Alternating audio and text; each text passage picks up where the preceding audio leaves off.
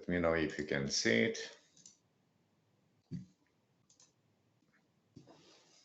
And this is the last part of the, okay, perfect. Thank you. Thank you. Of the diagram that we discussed about the center tap transformer. And just to remind you, the notation that is made, that's your secondary voltage being two identical voltage or identical windings. The other two voltages are the same, and the center tap is connected to ground. Means that the ground between the voltage between the ground and, let's say, I will label that as terminal A, and the ground and the terminal B are the same or are equal. Now, the question is why the two voltages must be the same? Because the amplitude of the rectified voltage has to have, the same amplitude. And that's, the application or the first type of the full wave rectifier, that it's has, advantages and disadvantages. Now let's have a look on, this diagram. First of all, what is included? What we have to have in order to get, the full wave rectifier, or to have a full rectified voltage. To remind you, our goal is to have a straight line in terms of the voltage or in terms of the current. That's a DC voltage or a DC current. At this point, we discussed about the halfway rectifier, which suppress actually the negative side or the positive side, or half or one of the two halves of the sine wave. Again, that's, our goal, and this is what we are looking for.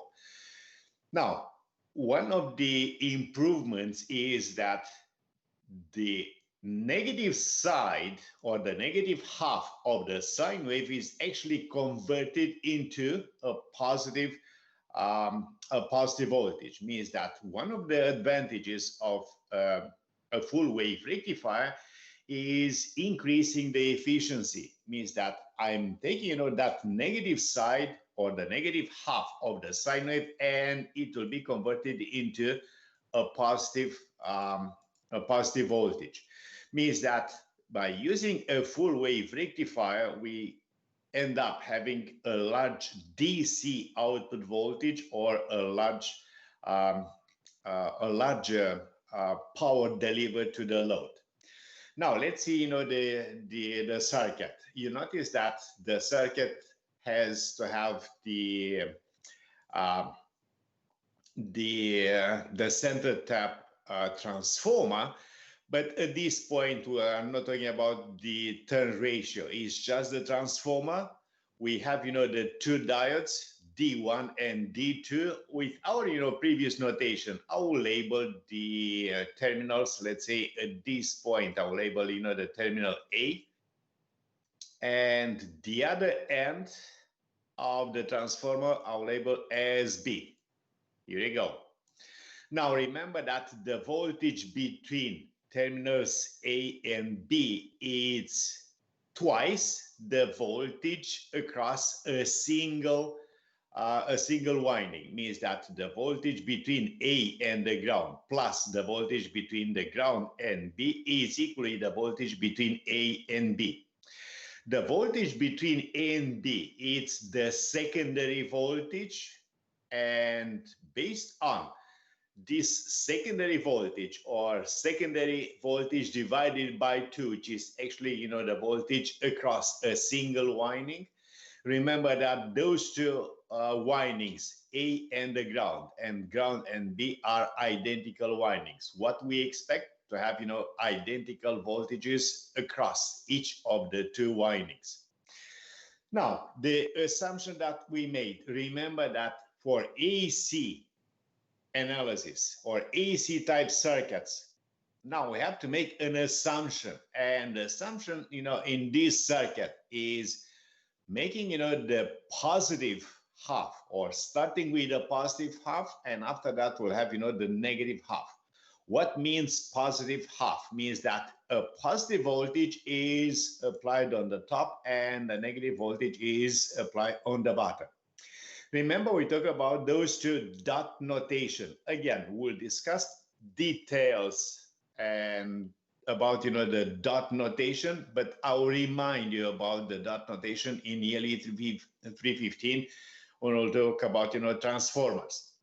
Now that dot notation shows you, or it's in terms of the polarity on the secondary voltage. Now the dot notation again shows you that if the positive is applied on the top of the transformer, on the negative, on the secondary voltage or the secondary winding, I'm having the same polarity of the voltage. Means that the positive on the transformer, or the positive voltage, or the positive potential or polarity is at the terminal A, and the negative polarity is on the terminal B. Now, if we have this polarity, positive on the terminal A and negative on the terminal B, you notice that the first diode, or the diode D1, has the positive applied to the anode, and the negative of the diode, or the cathode, is connected through the load to the ground. Means that the ground is negative, or has a negative potential with respect to A. Means that the diode is in on state. Means that it's forward biased, and the diode is in on state. Means that the current always flows from the positive, or the terminal A, through the diode, through the resistance RL, which is the load resistance, and back to the ground level. If the D1 is on state, or is forward biased, let's look on the D2. You notice that D2 has the negative voltage applied to the anode. Means that the diode D2 is in off state. I will put that in writing, and that's the off state for the D2. Means that the current does not flow through the D2. Means that the current flows only through the D1 resistance RL and back to the ground of the circuit. Now for the second half, and I will try to change the color to have the the blue one. Okay. Now why the color has changed? Okay, now let's have this one. Now for the second half. Now on the second half, I'm having the negative half of the sine wave. If the negative half of the sine wave is applied to the primary winding, remember that dot notation, I'll put with a different color. That's negative applied to the top of the primary winding, and the positive will be on the bottom. On the secondary voltage, we'll have a negative, and that's actually on the other diagram, negative on the top, or the terminal A, and the positive on the bottom, and that's described on the second diagram. You notice that that's the negative applied to the circuit. Negative is on the top, positive is on the bottom, or on the primary. Negative is on point A, and the positive is on point B. Now with this new polarity, you notice that the negative is applied to the anode of the D1. Means that the diode D1 is in off state, or is in reverse bias. That's the off state.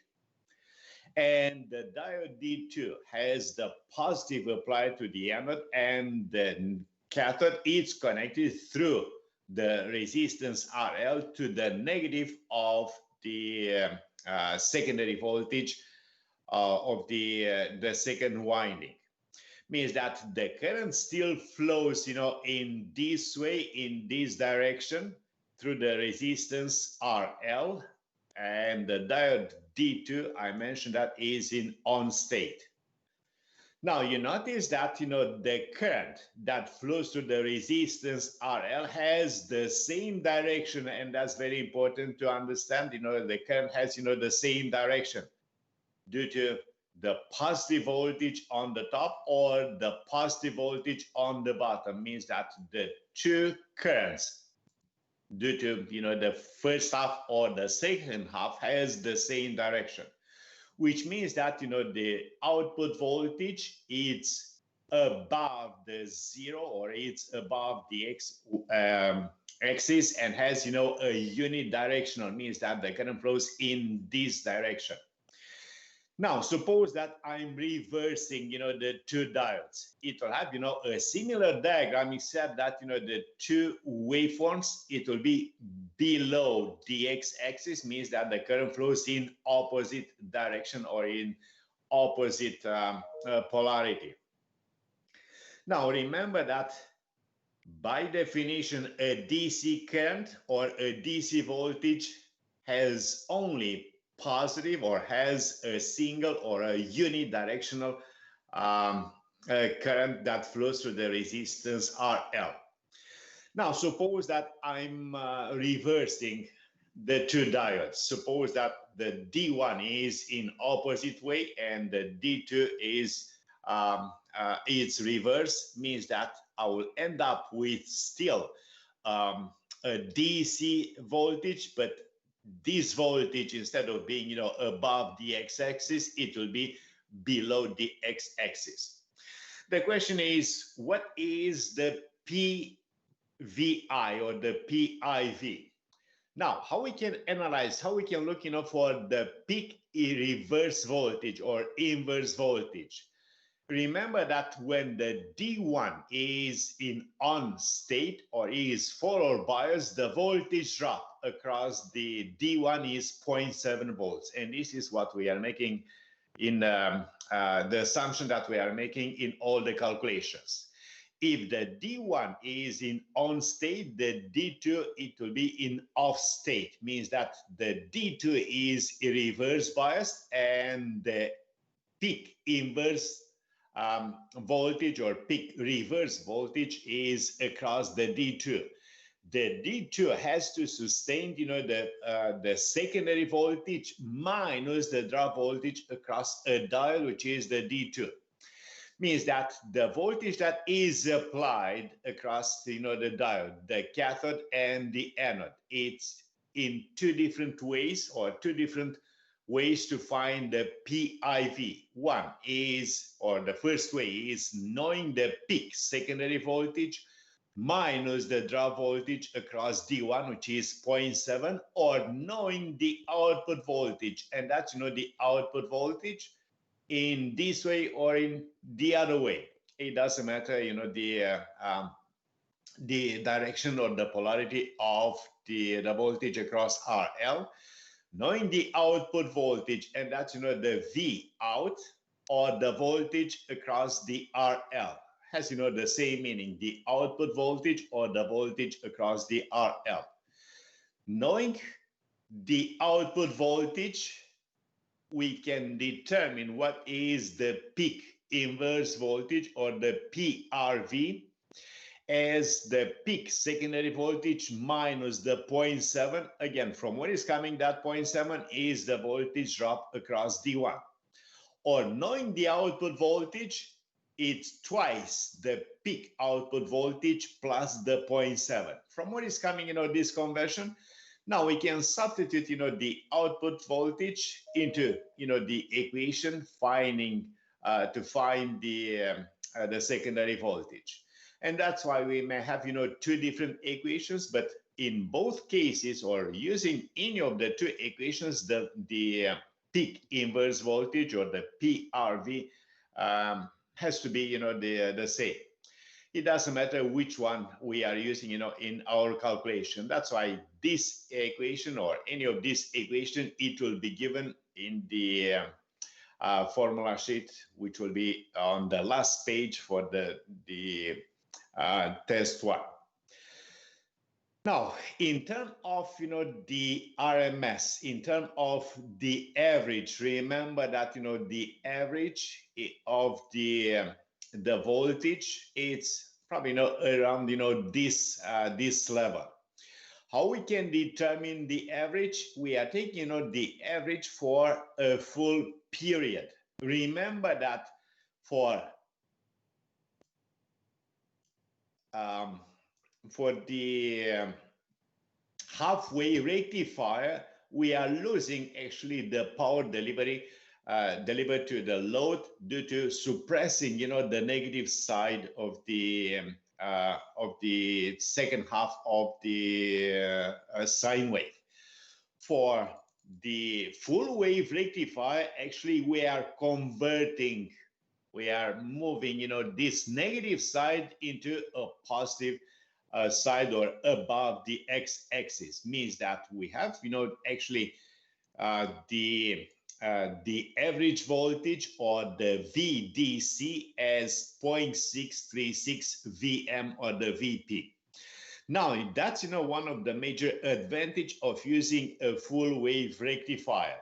The amount of voltage delivered to the load or the power delivered to the load is increased, or it's twice the average power or the average voltage delivered by halfway rectifier. That's a big advantage. That's a huge advantage using full wave rectifier instead of the single or halfway rectified halfway rectifier. Now, if you're looking for this ratio, that's 0.637, and the other one, or for a halfway rectifier, it's 0.31718 VP. Now, in terms of the power, remember that if we know the average output power, we can determine, if we know the average voltage, we can determine the average power delivered to the load. In problems, you'll be asked to find the peak power, the average power, the RMS, and so on. What we have to do, again, if we know the average voltage or the average current, we can determine what is the average power.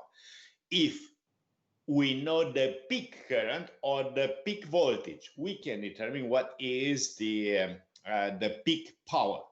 In this way, keep in mind that always, the peak power is related to the peak voltage or the peak current, knowing the RL resistance value, and we are still using just resistive loads at this point because we are in DC, not in AC circuits. And another notation that you may see sometimes, and I mentioned that, the meaning of the VP, which is the same with the VM. Remember that M is for the maximum, which has the same meaning with the peak. Peak or peak quantity or peak current or peak voltage has the same meaning with the maximum voltage or the maximum current. I put that in writing, the VP. You may see in other textbooks instead of P being, the same notation, and you may see that's why I put, equivalent with the PK, okay, which is, the same thing with the peak or the average. I'm not using, this notation, but you may see in, different textbooks or different other resources as the PK instead of P. But I'm still using peak, peak-to-peak average, and the RMS as in previous courses. Now that's a practical example or a numerical having the numerical value. First of all, you notice that this transformer has the peak or the peak-to-peak. The peak voltage is given as 100 volts or the peak-to-peak voltage as 200 volts. You notice that the turn ratio is 2 to 1. Now, if it is given in this way, 2 to 1, what is the secondary voltage? I'm talking about, again, the voltage between point A and point B. If it is a 2 to 1, remember that always, relate, the first number or the first digit with the number of turns in primary and the second digit with the number of turns in secondary. Means that for 2 turns in primary, I'm having a single turn in the secondary winding. Means that that's a step down transformer. 2 to 1 means that the voltage is reduced in half between the terminals A and B. That's your secondary voltage. Means that to determine, or the first step to determine the secondary voltage, knowing the turn ratio is dividing, the peak voltage on the primary by 0.5. Remember that that's a step down transformer, and it's less than 1 means that it's 0.5 means that the secondary voltage is 50 volts. Now, the next part is to determine, or the next step is to determine the RMS on the secondary. You notice that always, in brackets is related to the primary or on the secondary. Knowing the peak voltage in secondary multiplied by 0.707 gives you the RMS secondary voltage. You may have, some questions in assignments, tests, labs to determine the RMS voltage or the RMS current. Once you know the RMS secondary voltage, we can determine what is actually the RMS secondary current.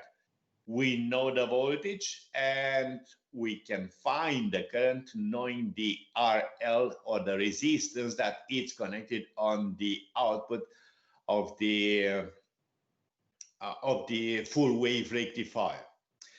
Knowing the peak output voltage, which is half of the secondary voltage minus 0.7. Now, again, how we can look for, this voltage? If that's the secondary voltage, the voltage between the ground and the D1 is actually, the voltage across the D1, which is, the output voltage. Again, we can look, in this way, from the ground to the other terminal of the diode D1. Means that the secondary voltage divided by 2 minus the drop voltage across the diode, which is, 0.7. That's, 0.7 because the diode is in forward bias. It will determine the output voltage, or the V out of this circuit. Means that this peak secondary voltage divided by 2, which is applied, on the top half or the second half or the bottom half of the center tap full wave rectifier, minus the 0.7. Again, from where is coming that 0.7? It's the voltage across D1, or it's the voltage across D2. Again, making the assumption that we are applying the positive on the top or the negative on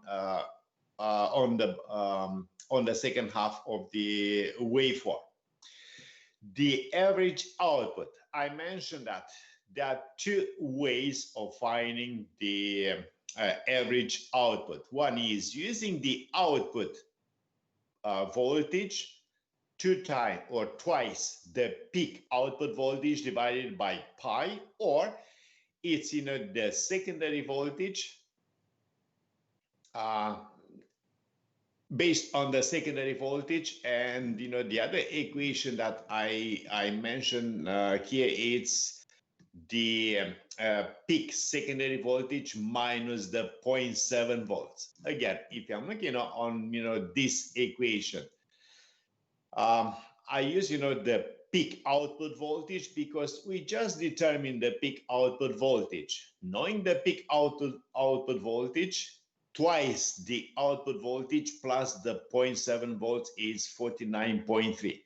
Means that the diode D1 or the D2 must sustain, or must be able, to handle the peak inverse voltage as 49.3 volts.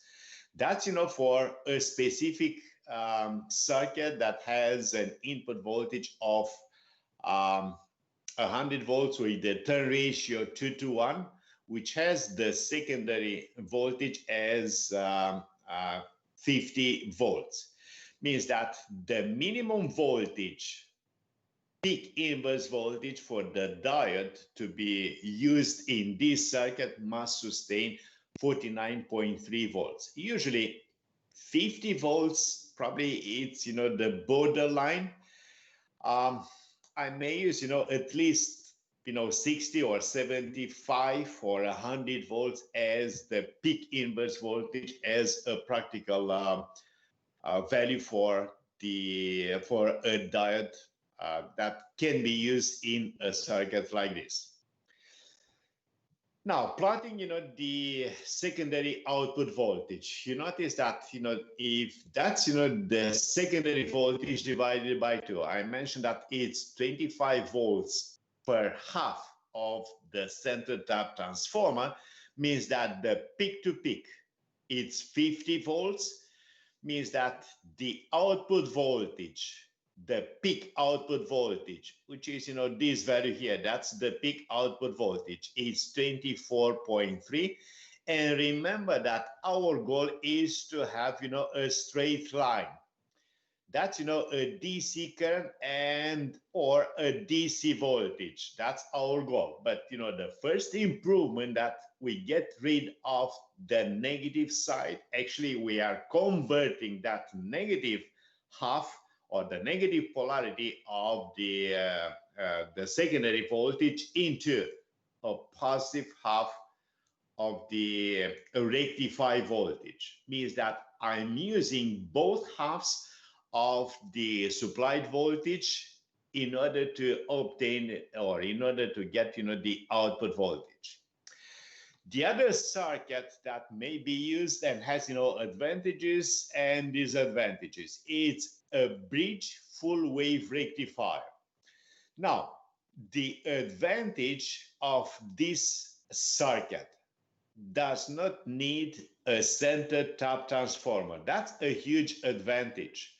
Not always a center tap transformer like this is available or is easy, to order for a specific voltage. That's why the advantage of, this full wave rectifier, it's using only 2 diodes, but in the same time, the disadvantage of this circuit is required to have a center tap transformer for a specific voltage.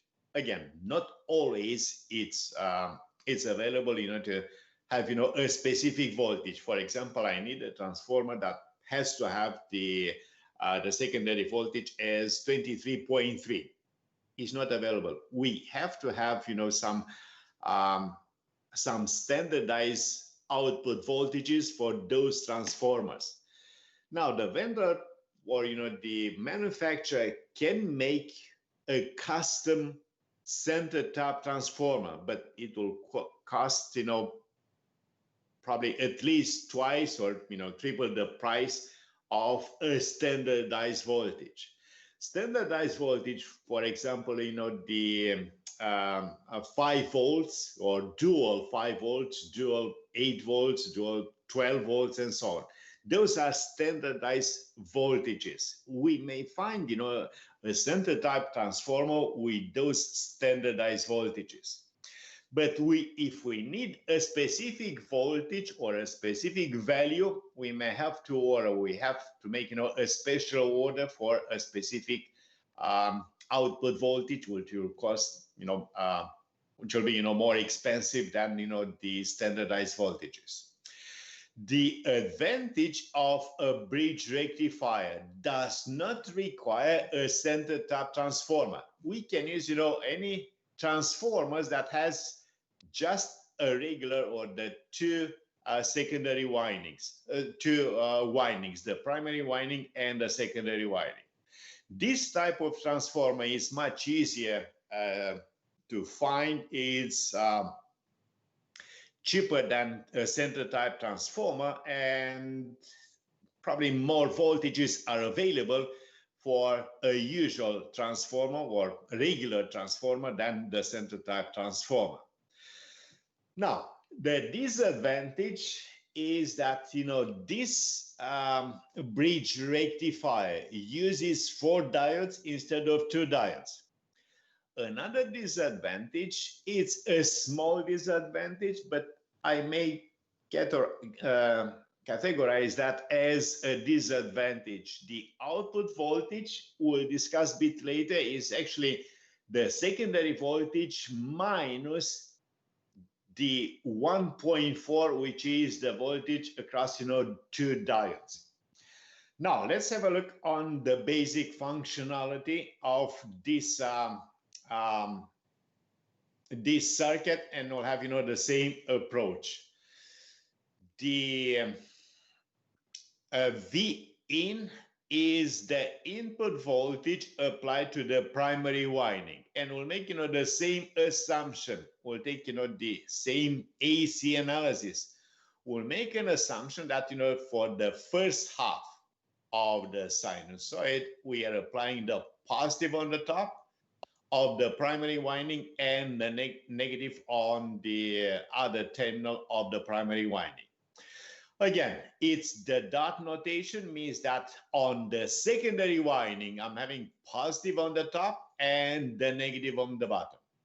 Now let's have a look on, you know, those 2 diodes. Did you see, you know, a circuit which looks similar with, you know, this one? It's called the bridge rectifier. Remember that it's a bridge configuration. Do you remember anything in ELE? I start a circuit similar with that in ELE105, and we discussed Wheatstone bridge. Here you go. That's right, Wheatstone bridge. This is actually, you know, the same, or it's identical, except that I'm not using 4 resistors. I'm using 4 diodes instead of 4 resistors. But again, that's, you know, the diamond shape. Now we can draw it in this way, or we can have, you know, straight up, or of the 4 diodes, which reassemble actually the same circuit. But it's drawn most of the time in this way, which shows, or which, you know, recall, you know, the bridge network of the resistive components or diodes. We may extend, and we may see a bridge rectifier like this with 6 diodes for a 3-phase system. But again, we'll discuss about the bridge rectifier for a 3-phase system, you know, next course, ELE350 and electrical machines. But at this point, now let's have a look on how we can analyze, how we can determine the basic functionality of the single-phase bridge rectifier. Again, suppose that I'm applying, you know, the positive on the top, means that this node, sometimes you'll be labeled as A, B, C, and D. This node, you know, the positive is applied between the diode D1 and D3. You notice that if the positive is applied to this node, D1 has the positive on the anode, means that the D1 is in on state, and D3, the positive, is applied on the cathode. D3 is actually in off state. That's, you know, the off state for the D3. In the same time, the other diode, the opposite diode, or the opposite branch of D1, is still in on state. Now let's have a look for the current flow. Again, there is a small drop voltage across D1. We know that being in on state or forward biased, there is a 0.7 volts drop in voltage. The voltage is applied with the positive on the top of the resistance RL, and it's a drop voltage across resistance RL, which is connected to the ground.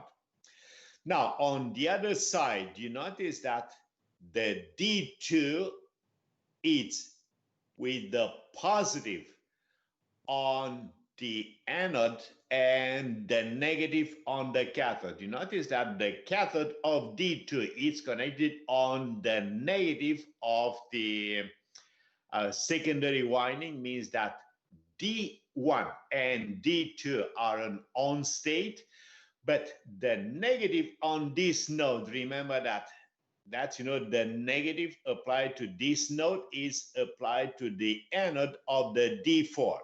Means that the D4 and the D3 are in off state. I'll put that in writing. D1 and D4 are in off state, and the D1 and the D2 are in on state. Means that the output voltage can be determined knowing the secondary voltage as the secondary voltage minus the drop voltage across D1 and minus the drop voltage across D2. Now, if we have, to make, a simplified circuit, you notice that I'm starting, from the terminal A with our notation. I'm having, the voltage drop across D1, the resistance, the load resistance RL, and on the other side, I'm having the D2 and back to the supplied voltage.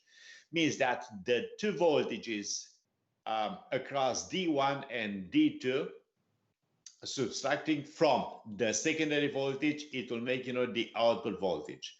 Means that the output voltage is actually the secondary voltage minus the voltage across D1 and D2, which is, 1.4. For the second half, I will try to change the color for the second half. Let's go back to what color? Let's use, green, light green. No. Okay. Now A is green. Now, if we are using, the second half, let's see what happened for the second half. That's negative applied on the top of the primary winding. On the secondary winding, I'm having a similar polarity. Negative is on the top, means that I'm applying negative to this node. Now, if the negative is applied on this node, you notice that D1 has the negative potential applied to the cathode, means that D1 is in off state. If the D1 is on off state, you notice that D3 has the negative applied to the cathode and the positive is applied to the RL on the D3. Means that D3 is in on state. D3 is an on state. From the other terminal of the transformer, I'm having the positive applied to this node. Okay. If the positive is applied to this node, you notice that D2 has the positive applied to the cathode. Means that the D2 is in off state in the same way as the D1. The D4, positive applied in this node. D4 has the anode connected to the positive. Means that D4 is in on state. The current flows through D4 through the resistance RL to the negative or to the ground of the circuit on the output of the circuit and back to the diode D3, and it will close the circuit. Those, the red lines shows, the flow of the current. The same observation, you notice that the current flowing through the RL is in downwards direction, and the current that flows through the RL is in downwards direction. Means that for both halves of the wave of the input voltage or the secondary voltage, the current flows in the same direction for the positive half or for the negative half of the secondary voltage. Means that we are converting, the alternating current into a DC type voltage or an DC type current. Now, suppose that I'm reversing all 4 diodes. What is going to happen? Instead of having, a positive voltage, as in this diagram, I will end up probably having, 2 negative halfways, means that the current, it will flow in opposite direction. In the same way, we can look for a DC type current. Remember that. That's a DC. Even if it's, connected in this way with, the 4 diodes, or all 4 diodes has a reverse direction. Means that I will end up with still a full wave rectifier, except that the current that flows through the load, it will change the direction. Means that the current that flows through the diode, it will have, the opposite, or through the load, it will have the opposite direction. That's why I'm using, a dashed line to show you the difference between the current that flows through the resistance RL if all 4 diodes are reversed in the bridge rectifier.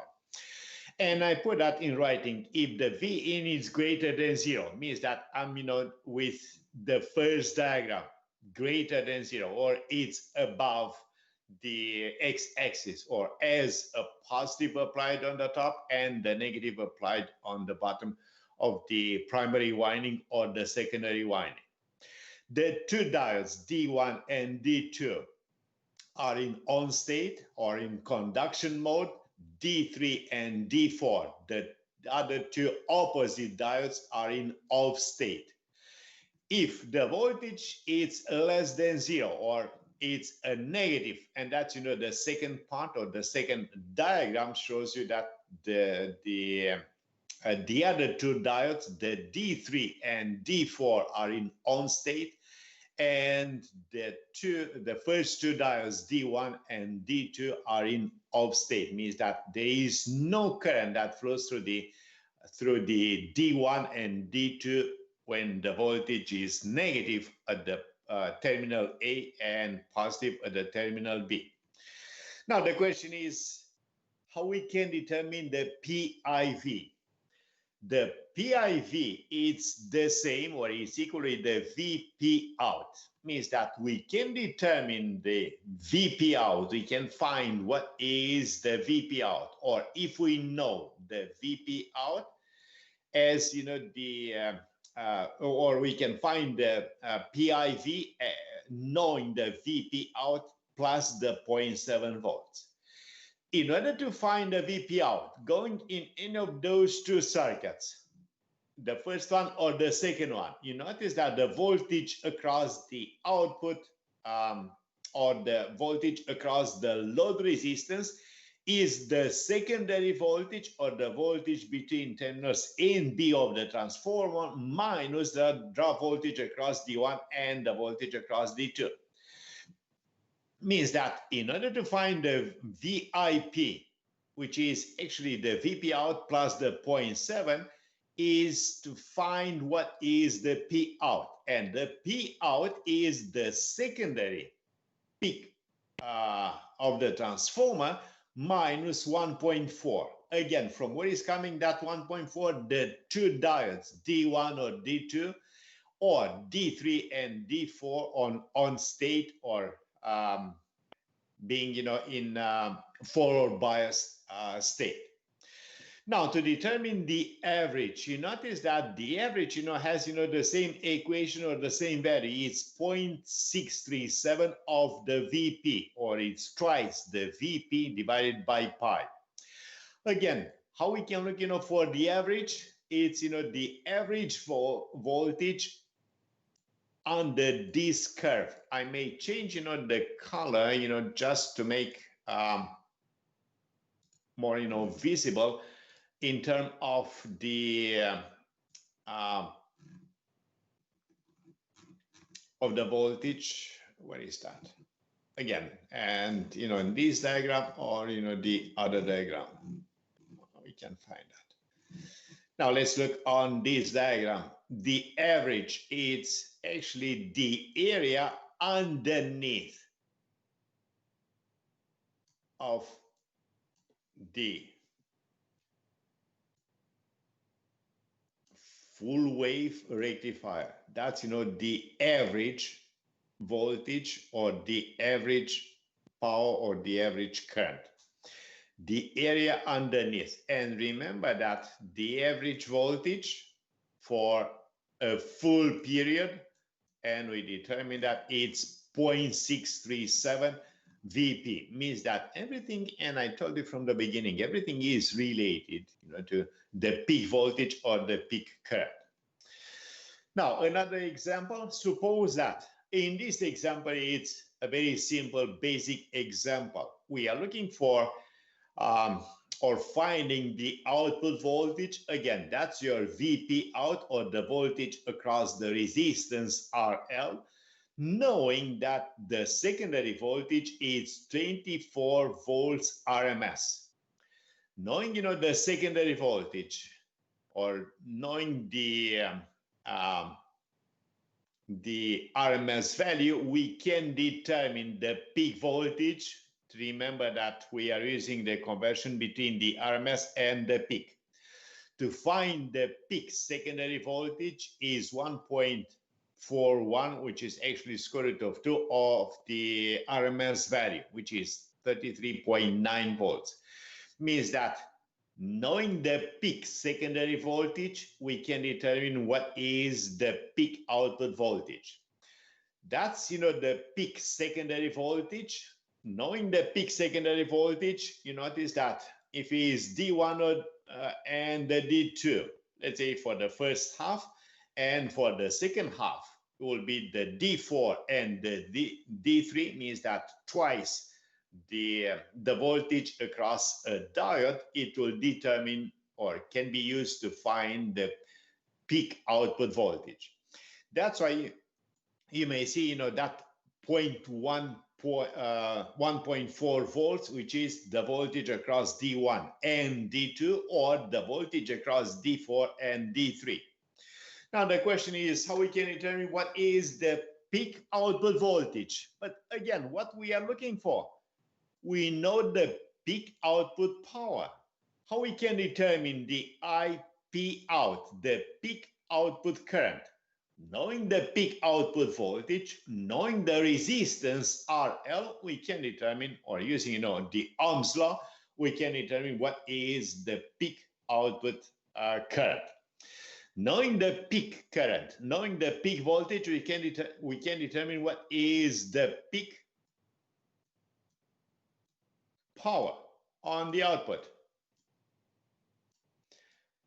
which is the same, or has the same notation with the peak power on the RL. It's the same thing, isn't it? It's the peak power delivered to resistance RL, or has the same meaning with the peak output power, or the peak power across the resistance, or delivered to the resistance RL. Again, if is asking for the average, what is the average power? What can be used to determine the average power? At this point, we determine that the V average, or VDC. Sorry, that's a small case AVG. Knowing the average voltage, we can determine what is the average current. Knowing resistance RL. Knowing the average current, or knowing the average voltage, or knowing both of them, we can determine what is the average power delivered to the load. I'll put that in brackets as the RL, or simply the average power delivered to the load. Means that knowing at least one of the two, average voltage or average power. Knowing resistance RL, we can determine the average voltage, or the average power. Means that we have to know at least the voltage or the current, the peak voltage, the average voltage on the output of the full wave rectifier. Once we know that, everything else is or can be found using the resistance RL and the voltage and or the current. Any questions, comments, concerns, please? Now, next lecture on Friday, we'll make an improvement, and we are starting, from this DC waveform, and we are making an improvement to make, a straight or a continuous slide. That's, actually a DC voltage or a DC current. Any questions, comments, or concerns at this point?